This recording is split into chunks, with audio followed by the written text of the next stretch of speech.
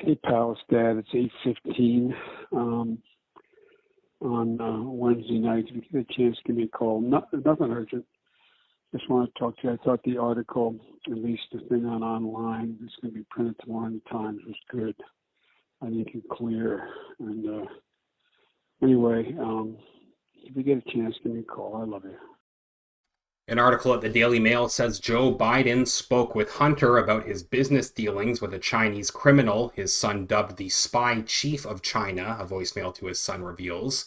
Biden has repeatedly denied personally and through his press secretary that he ever talked about Hunter's foreign business with his son, despite overwhelming evidence to the contrary. Now, in a voicemail left on Hunter's iPhone, the evidence has come from Biden's own mouth.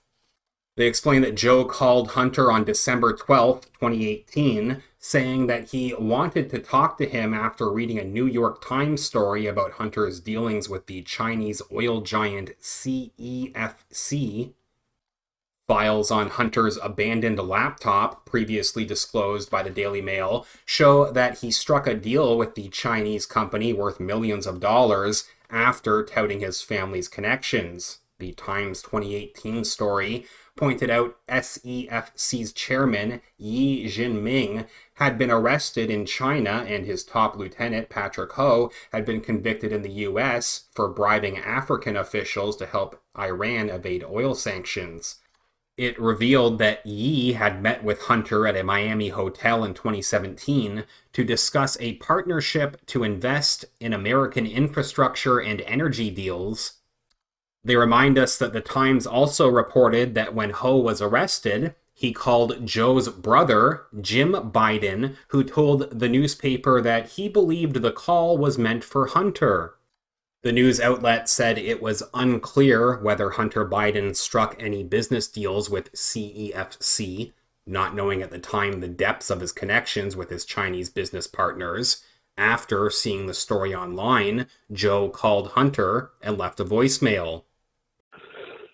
Hey, pal, it's Dad. It's 8:15 on Wednesday night. If you get a chance, give me a call. Nothing urgent.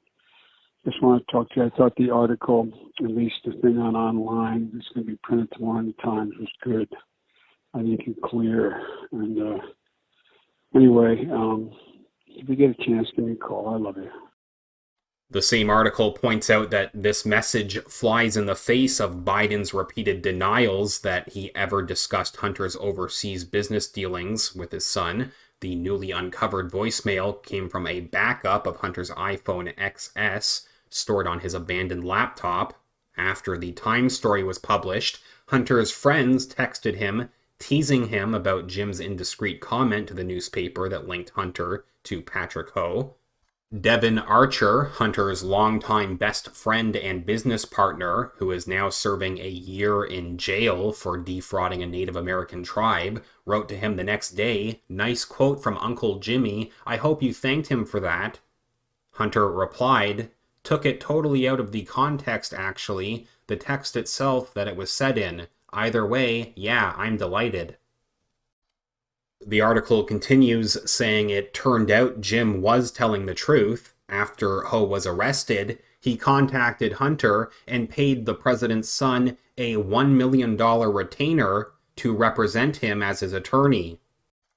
A copy of a FISA warrant obtained by the Daily Mail reveals that federal agents were monitoring Ho as a potential spy for China.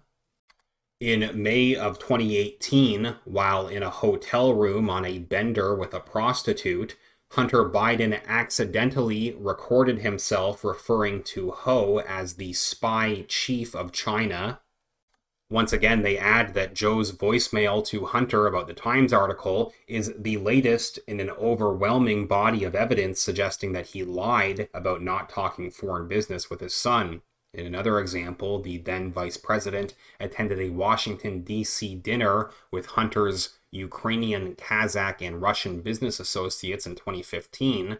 Hunter told one of his guests in an email that the dinner was ostensibly to discuss food security, but was in fact an opportunity to introduce his potential clients and partners to his powerful father. The White House at first denied Joe's attendance. Then, when photographs emerged of Joe there, it claimed it was only a brief stop by. Finally, they remind us that Joe also met another of Hunter's Chinese business partners, Jonathan Lee, when he took his son on a 2013 Air Force Two trip to China, and entertained Hunter's Mexican billionaire business partners, Carlos Slim and Miguel Alamen Velasco, at the White House and the VP's official residence. Emails on Hunter's abandoned laptop, published by the Daily Mail, show that Hunter and Joe shared a bank account and paid each other's bills, while Hunter's business partner, Eric Schwerin, did Joe's taxes. Another article on this at the New York Post references a campaign appearance in Iowa in September of 2019, where Joe Biden said, quote, "I have never spoken to my son about his overseas business dealings." They say the unearthed voice message renewed calls for a probe of the now president's handling and knowledge of his son's overseas dealings. Representative Elise Stefanik, the number 3 Republican in the House of Representatives, told the Post Monday, quote, "Joe Biden said he never spoke with Hunter about his business dealings. That is simply not true.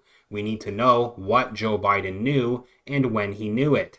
This voicemail is just the tip of the iceberg when it comes to the evidence mounting against the Biden crime family. When Republicans take back Congress, we will use our congressional power of oversight to uncover the truth for every American as a matter of national security." Again, they note that the Biden voicemail followed a Times report on December 12, 2018, detailing Hunter's dealings with Yi Jinping, a fast-rising Chinese oil tycoon who headed CEFC, China Energy Company, in 2016, before being arrested 2 years later amid allegations of economic crimes. The Post reported back in April that Yi, who was named number 2 on the Forbes 40 under 40 list in 2016, has not been seen since his arrest, and many of the now bankrupt company's assets were seized by the government. Some will also remember in October of 2020, emails first obtained by the Post showed that one of Hunter Biden's business partners outlined the proposed percentage distribution of equity in the company. The plan included a proposed 10% share for Hunter for the big guy, an apparent reference to Joe Biden, who was then the Democrats' candidate for president, according to another former Hunter Biden partner, U.S. Navy veteran Tony Bobulinski. Quote, "I have heard Joe Biden say he has never discussed his dealings with Hunter," Bobulinski has said. That is false. The article of the New York Post concludes reminding us that Hunter Biden remains under federal investigation for possible tax fraud stemming from his overseas business dealings. House Republicans have said they want his longtime partner, Eric Schwerin, to turn over documents they believe link the president to those relationships. Please leave a comment and tell me what you think about this latest update. If you could give this video a thumbs up, remember to click the like button, that's greatly appreciated, and make sure that you're subscribed to the channel. As usual, thank you very much everyone who has been supporting this channel with your donations over at Patreon or PayPal, and with your super chats as well. It's greatly appreciated. You can find either link down in the video description where you can support this channel directly, patreon.com/realityreader or paypal.me/realityreader. And again, with the increasing censorship at YouTube, it's probably a good idea to find me on some alternative platforms as well. The best place where you can find me is superu.net. That's super, the letter U.net. You can search for Kip Simpson there. You can also find me at odyssey.com.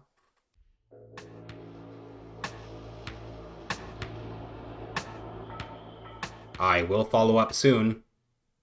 Thanks again.